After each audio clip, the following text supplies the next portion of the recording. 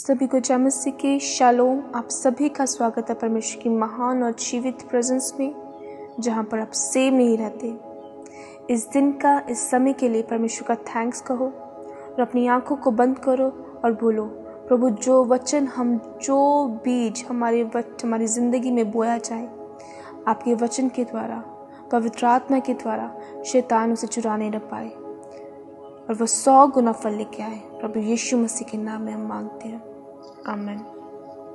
आज का टॉपिक है जिस पे हम बात करने वाले हैं, वो है परमेश्वर का अभिषेक। आपको पता है, आपकी ज़िंदगी में वचन और पवित्र आत्मा की हजूरी, ये दोनों होने चाहिए शैतान को मारने के लिए, उसे हराने के लिए। बहुत सारे लोगों की अभी आत्मिक आंखें नहीं खुली, वो गलत टाइम पे एक्सपेक्ट करते हैं अपनी ब्लेसिंग को। परमेश्वर आपको तब तक ब्लेसिंग नहीं देंगे जब तक आप उस आशीष को संभालने योग्य न बन जाए, जब तक आपकी लाइफ में परमेश्वर का अभिषेक न उतर जाए। आपको पता है, शैतान नहीं मारता, पाप मारता है, क्योंकि लिखा है कि मेरे ज्ञान ना होने से मेरी प्रजा नाश होगी। मतलब ज्ञान ना हुआ तब पाप हुआ और प्रजा नाश हुई। दाऊद को जब भी मुसीबत आई, उसकी पाप की वजह से आई, शैतान की वजह से नहीं, उसकी खुद की गलतियों की वजह से आई। दाऊद ने जब भी पाप किया, उसे अपनी बेइज्जती करवानी पड़ी, उसे शर्मिंदा होना पड़ा। अगर आप चाहते हैं कि आप जयवंत जीवन जिए, तो आपको अभिषेक की ज़रूरत है।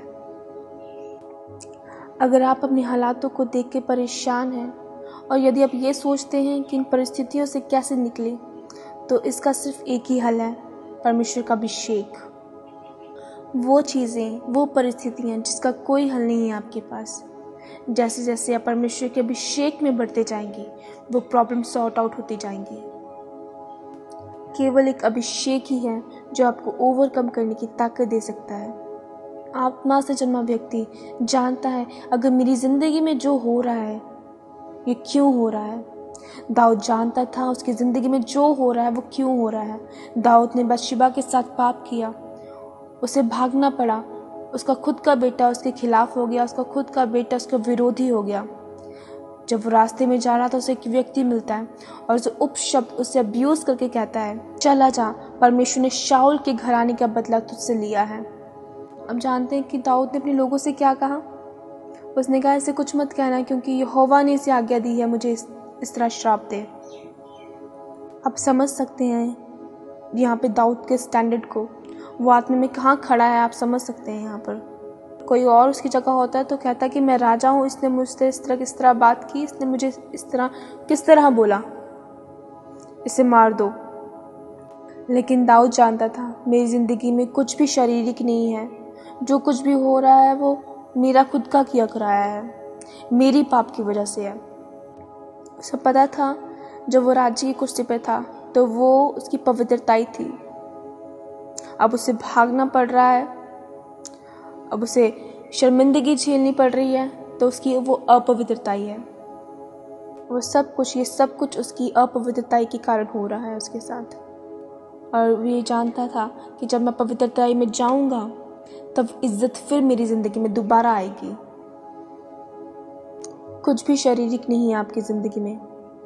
अगर आप अपने ध्यान से अपनी लाइफ को देखें, तो आपकी ज़िंदगी में हर होने वाली चीज़ आपका बोया गया बीज है। जो कुछ भी आपकी ज़िंदगी में हो रहा है, वो एक बोया गया बीज है जो आपकी ज़िंदगी में आप काट रहे हैं। अगर आप पाप को बो रहे हैं तो आप पाप काटेंगे, अगर आप पवित्रताई को बो रहे हैं तो इज्जत को काटेंगे। बाइबल में लिखा है, पाप शर्मिंदगी और मौत को लेकर आता है।